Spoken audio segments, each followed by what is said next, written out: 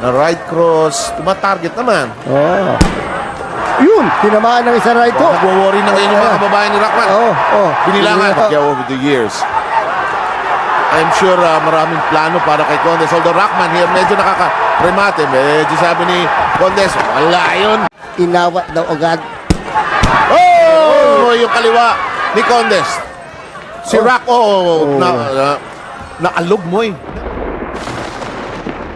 Ang sagupaang ito ay sa pagitan ng Pinoy boxer na si Florante alias The Little Papayao Condes kontra sa Indonesian champion na si Muhammad The Rock Breaker Rockman. Ang nakatayari ito ay ang hawak ni Rockman na IBF World Minimum Weight title. Bago ang kanilang basagan ng mukha ay tadlay ni Muhammad Rockman ang isang nakakatindig balahibong record na 61 panalo, 62 dito ay natapos via knockout at may 5 talo lamang. Samantalang ang ating kababayan naman na si Florante Condes ay may 19 na panalo, 18 sa mga ito ay natapos via knockout at may 4 na talo. Parehong pidalang knockout artist ang dalawang mandirigmang ito mga master. Kaya asahan na malabong umabot sa desisyon ng laban. Ang sagupang ito ay ginanap sa Jakarta, Indonesia sa mismong teritoryo ni Rockman. Kaya bukod sa kalaban ni ang kampiyon, kailangan ding harapin ni Condes ang napakaraming Indonesian fans na todo suporta sa kanilang pambato. Sa labang ito halos wala ni isa ang naniniwala na mananalo ang Pinoy sa laban. Itinuturing siyang heavy underdog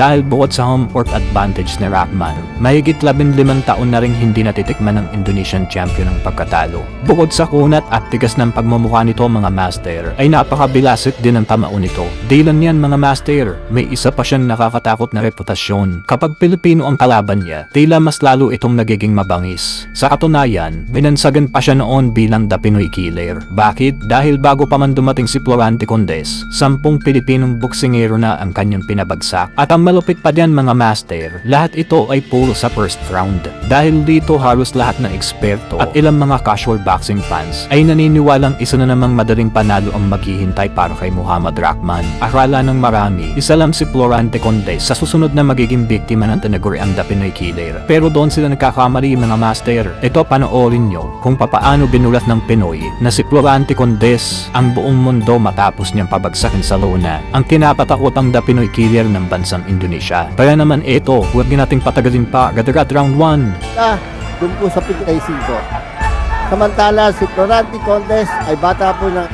sa challenge. So anong nangyari po diyan, sana po hindi matutuloy dahil motor, wala pala naman pera, nakialam na po 700. Natapos po ang tagap dahil baka masikitain niya. Totoo, dahil sabi nga ni Aldo, yung sa hotel namin, kami mismo nagluluto ng pagkain namin para makasigot. Although dito naman sa Indonesia, dahil pinahalo hindi naman makailangan. Bakit dahil naman? nga Ang boksingero yan pag mali ang pakiramdam eh. right, nakita mo, tumatama si Condes, ibinubuhis doon. Tuwi po tatama ang sunto ko, masakit po.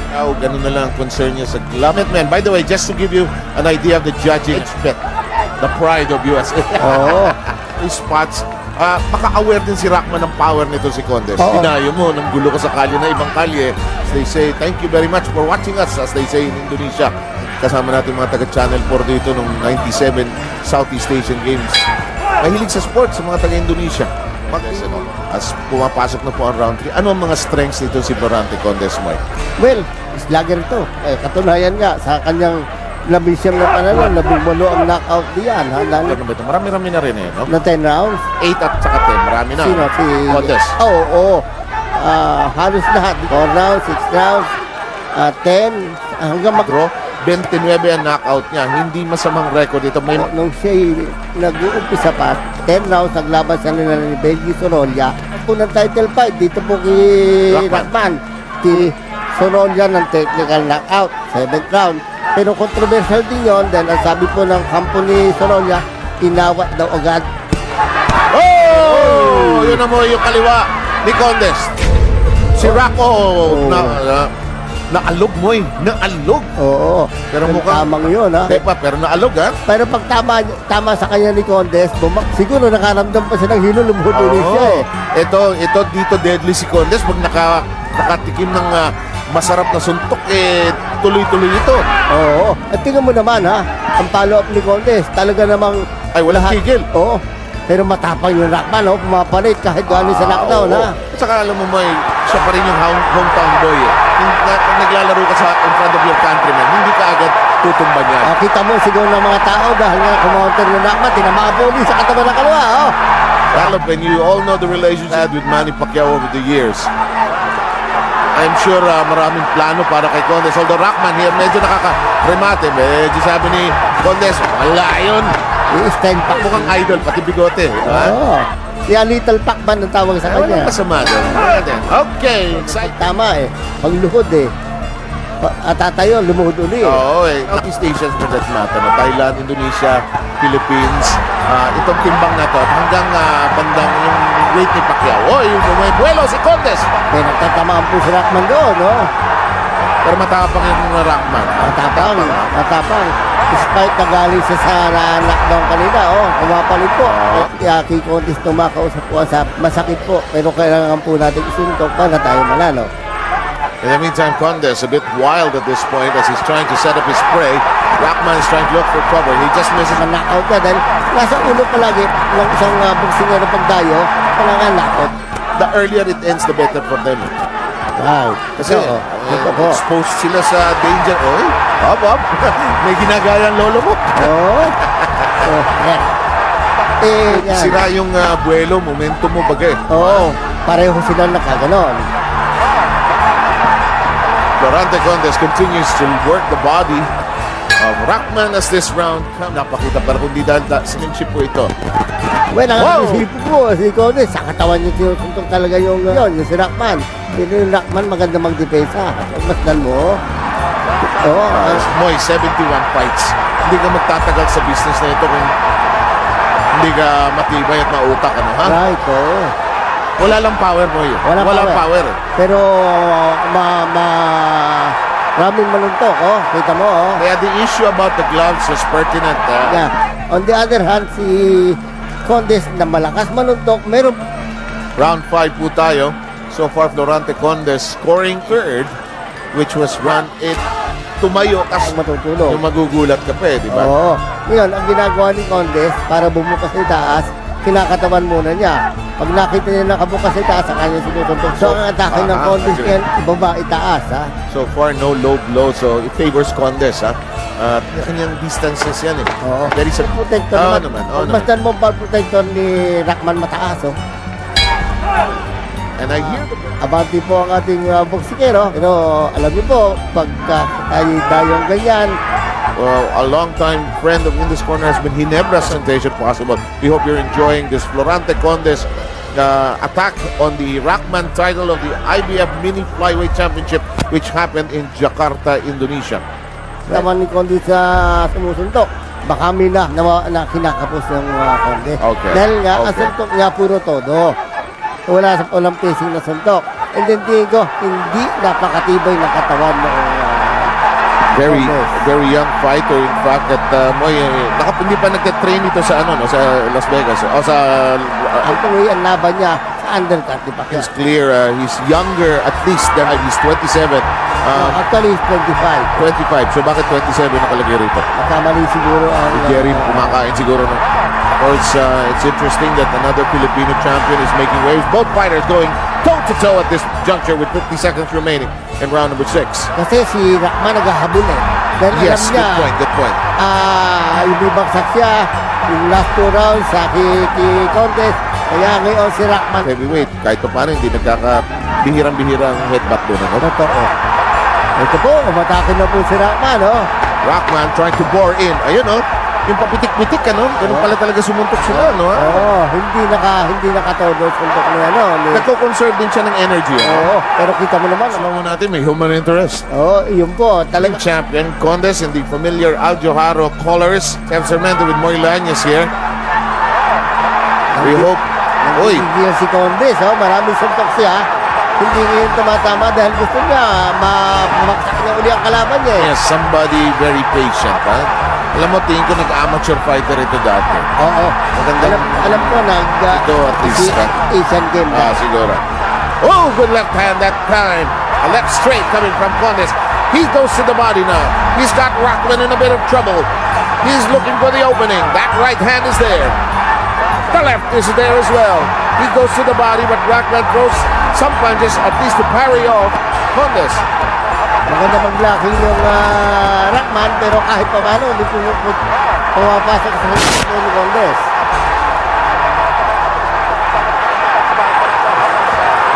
Oh, good right hand coming from Rackman. That shot, shake it off. Oh, Rackman with the initiative in this round 7.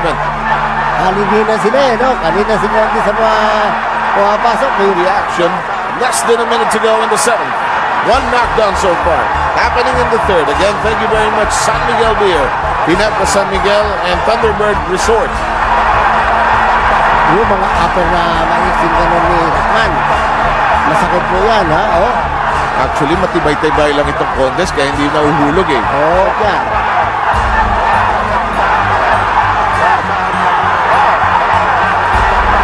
Oh, yung mga singgit ni Condes sa katawan, no? Umaganti po naman si Rockman, yung mga upper sa mukha, oh. Oh, look at that. Connection by Rackman. Final 10 seconds. Very close to the round like this.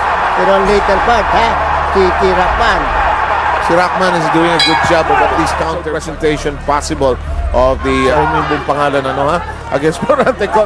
Si Bernabé Concepcion, isang sikat ng boksingero. Boy, sino yung nakadilot, parang interesado Yun mama? po ang Ministry of Sports. Kaya po natuloy lang ang inyong bigote.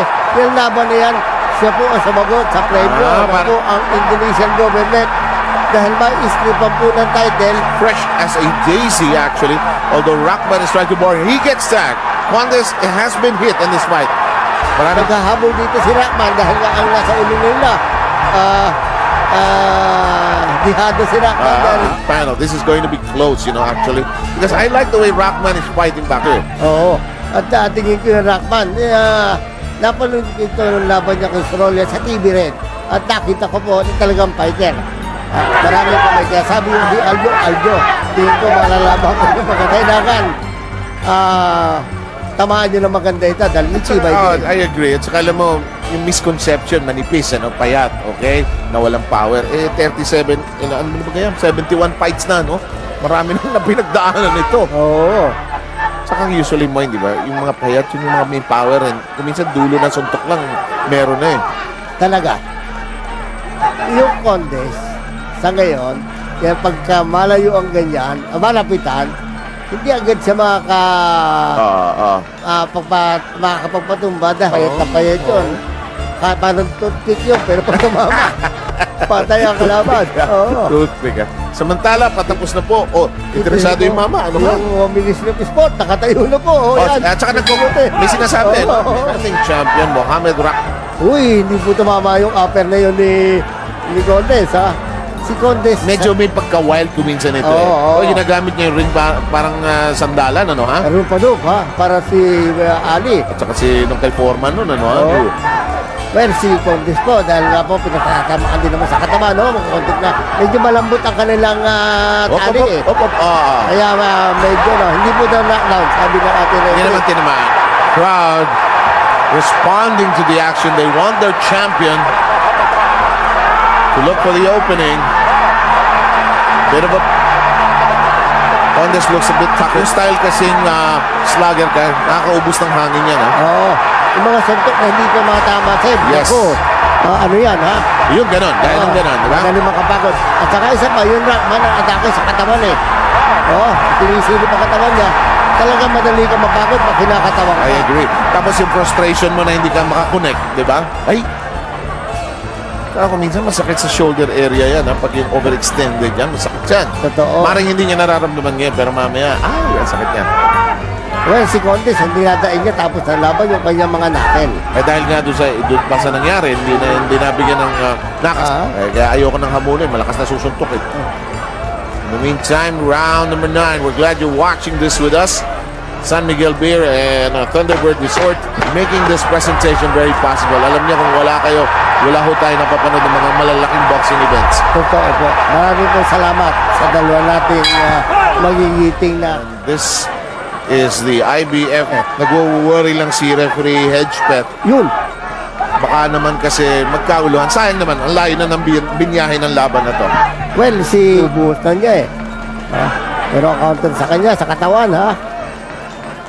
Round 10 po tayo. Unang knockdown ng third round. Kung sakaling ngayon lang po kayong sumali sa special na pagtatanghal na ito ng Indies Corner. Ano? Medyo special tayo tonight. Aside from our regular menu, meron tayong mega MBN. Maluwag na tinanggap na pwede natin i-air ito sa gabing ito. Salamat po, Mr. Joey Sabelo. Pinagbigyan niyo po kami. In the meantime, right cross. Tumatarget naman. Oo. Yun, tinamaan ng isa right hook. Ang bilis ano? Oo. Ang bilis. Nagwo-worry na ngayon yung mga kababayan ni Rockman. Oo. Pinilangan. Oo. Second knockdown. Ang bilis po ang nangyari na bumagsak po si ano. Ito na. Lusob na si Condes. Ano? Oo. Pero tinatabog si Rockman. Sige, punta ka dito. Oo. Mas mabigat yung knockdown ng third kesa rito. Oo, Ito may oo. gulat lang ito. Oo. Sana nang tumama. Yung third down, kaliwa eh. Nakakatuwa. Ang daming babae rin sa audience. Oh. Oo. Parang isang ano daw, isang TV TV station. studio. TV Oo. station ito. Oo. Maganda nga naman venue ang TV studio dahil ang ganda ng ilaw eh. Yung Rockman may desire sumiksik. Alam mo, bilib ako sa record niya mo yan. 5 lang ang talo niya, 5 ang draw niya. Hindi Oo. masamang record to ha. Oo. Saka matapang ha. Despite na galing sa lockdown, nasaktan yung si Rockman ng baksak ng third down. Dahil nga po, alam po niya, dalawa ng baksak niya, lahat medyo baka mag-fly away yung kanyang corona. But I like his courage and his persistence. At saka gusto ko sa kanya, hindi away kalye, pero pasok siya, nasa loob siya. Oo. Bakit naman ako lalayo? Yan. Makikipagdikdikan siya. Wala lang siyang job talaga. Kasi siya matatamaan ng malakas ni Condes. Si Aljoharo, sigaw doon sa kanto no? Oo. Sabihan mo nga, huwag na siya nagsusombrero, hindi ko makita mukha niya. Nervyos yan. So, tsaka dahil major sponsor po ni Condes ang tandang siya. Kaya naman pala niya sit up. Gumising ang tao.